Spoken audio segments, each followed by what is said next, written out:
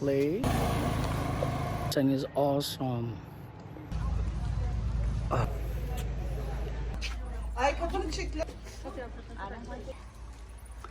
It's a beautiful temple.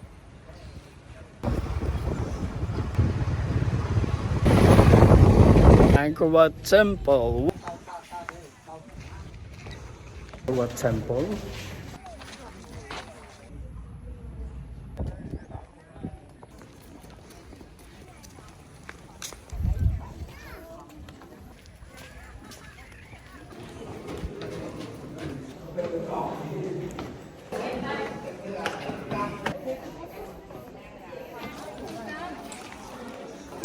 It's not allowed to wear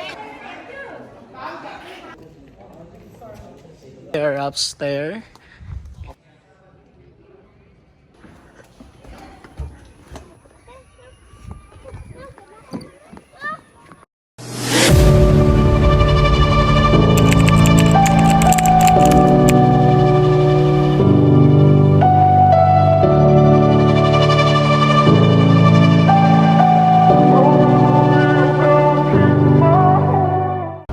Hi everyone, hope you have an amazing day. So for today's vlog, we'll be visiting the famous Angkor Wat here in Siem Reap, Cambodia. This temple is a Hindu-Buddhist temple complex in Cambodia, located on a site measuring 162.6 hectares. So I don't know where am I right now. I don't know what's the name of the temple either, but look at this place. Oh,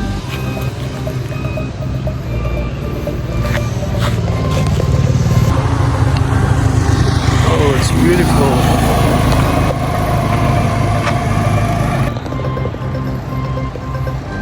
Oh, look at this. This architectural design is awesome. It's nice. And this temple, guys, it resides within the ancient Khmer capital city of Angkor. And matter of fact, Guinness World Records considers it as the largest religious structure in the world. Originally constructed as a Hindu temple dedicated to their gods for the Khmer Empire by their kings during the 12th century. So again, proceed to another temple. So there's a lot of people. Tourists also coming here today. So as you can see, it's beautiful. It's really nice. Though it's hot, you sweat already. And guys, it was gradually transformed into a Buddhist temple towards the end of the century. As such, it is also described as a Hindu-Buddhist temple.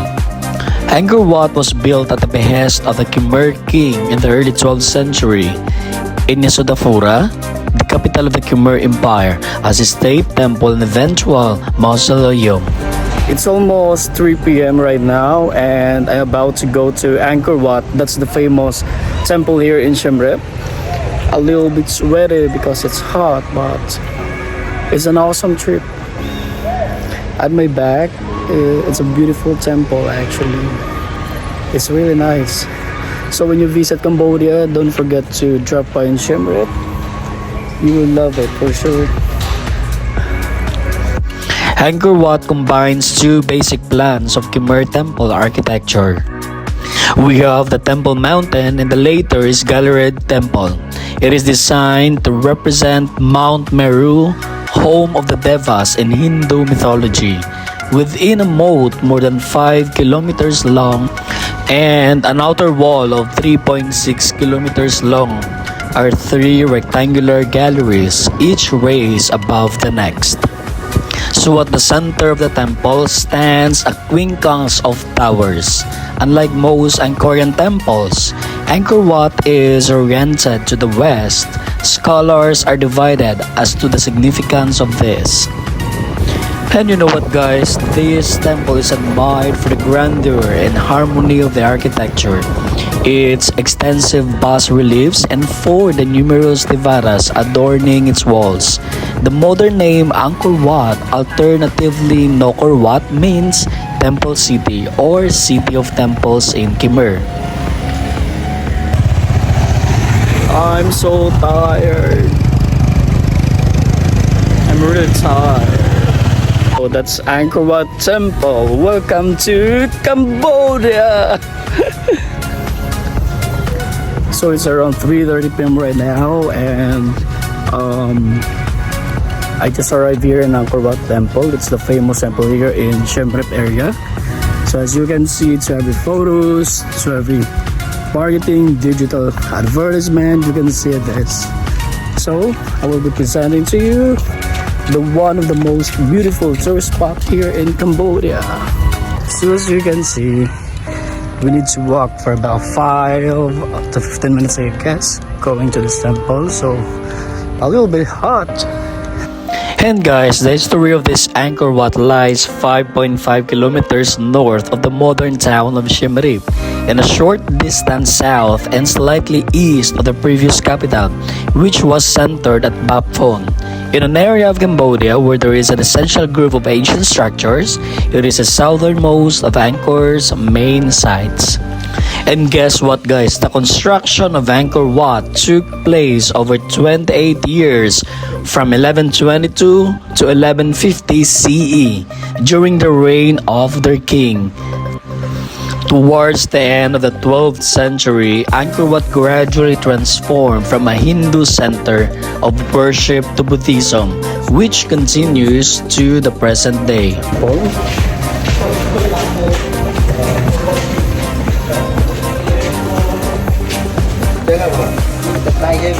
And guys, Angkor Wat is unusual among the Angkor temples in that although it was largely neglected after the 16th century, it was never completely abandoned. 14 inscriptions dated from the 17th century discovered in the Angkor area testified to Japanese Buddhist pilgrims that had established small settlements alongside Khmer locals. At that time, the temple was thought by the Japanese visitors to be the famed Jetavana Garden of the Buddha, which was originally located in the Kingdom of Magadha, India. The best-known inscription tells of Okundayo Kazufuza, who celebrated the Khmer New Year at Angkor Wat in 1632. And this Angkor Wat temple is a symbol of Cambodia and is a source of national pride that has factored into Cambodia's diplomatic relations with France, the United States, and its neighbor Thailand. A depiction of Angkor Wat has been a part of Cambodian national flags since the introduction of the first version circa 1863. From a larger historical and transcultural perspective, however, the Temple of Angkor Wat did not become a symbol of national pride but had been inscribed into a larger political-cultural process of French colonial heritage, production in which the original temple site was presented in French colonial and universal exhibitions in Paris and Marseille between 1889 and 1937. So guys, as you can see, Angkor Wat is a unique combination of the Temple Mountain, the standard design for the Empire State Temples, and the latter plan of concentric galleries, most of which were originally derived from religious beliefs of Hinduism. The construction of Angkor Wat suggests that there was a celestial significance with certain features of the temple that is observed in the temple's east-west orientation and lines of sight from terraces within the temple that show specific towers to be at the precise location of the solstice at sunrise. The temple is a representation of Mount Meru, the home of the gods according to Hindu mythology, and the towers symbolize the 5 peaks of the mountain, and the walls and moat symbolize the surrounding mountain ranges and ocean. Access to the upper areas of the temple was progressively more exclusive, with the laity being admitted only to the lowest level. And guys, the Angkor Wat temple's main tower aligns with the morning sun of the spring equinox. Unlike most Khmer temples, Angkor Wat is oriented to the west rather than the east. This has led many, including the Maurice Glaze and George, to conclude that Suryavaram intended it to serve as a funerary temple. Further evidence for this view is provided by the bas reliefs, which proceed in a counterclockwise direction. When it comes to style, Angkor Wat is the prime example of the classical style of Khmer architecture. The Angkor Wat style, to which it has given its name, by the 12th century, Khmer architects had become skilled and confident in the use of sandstone rather than brick as the main building material. Most of the visible areas are sandstone blocks, while laterite was used for the outer wall in the hidden structural parts. The binding agent used to join the blocks is yet to be identified, although natural resins or slaked lime has been suggested. The temple has drawn praise above all for the harmony of its design. According to Maurice, a mid-20th century conservator of Angkor, the temple attains a classic perfection by the restrained monumentality of its finely balanced elements and the precise arrangement of its proportions. It is a work of power, unity, and style. So as you can see guys, this is the way going to the top of the Angkor Wat. So they said when you go there, you need to pray and wish and all your requests will come true. So let's try this. But when you go here, you're not allowed to wear shorts. And remember guys, this is a sacred temple and we need to respect this. So now we are here at the top of the Angkor Wat and this is what it looks like. And do you believe guys, since 1990s, Angkor Wat has become a major tourist destination. In 1993, there were only 7,650 visitors to the site.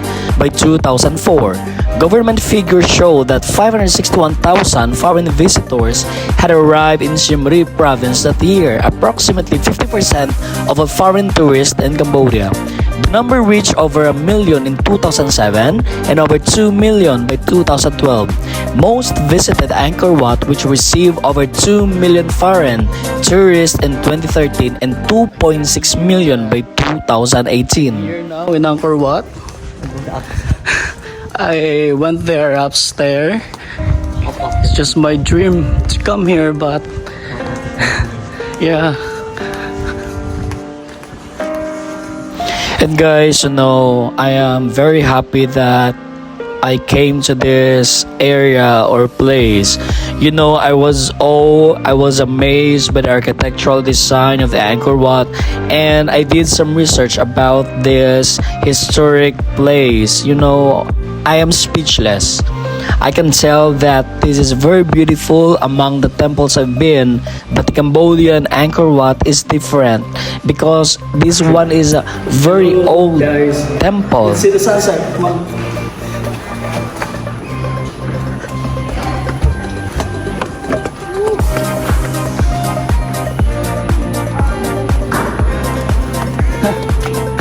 It's nice.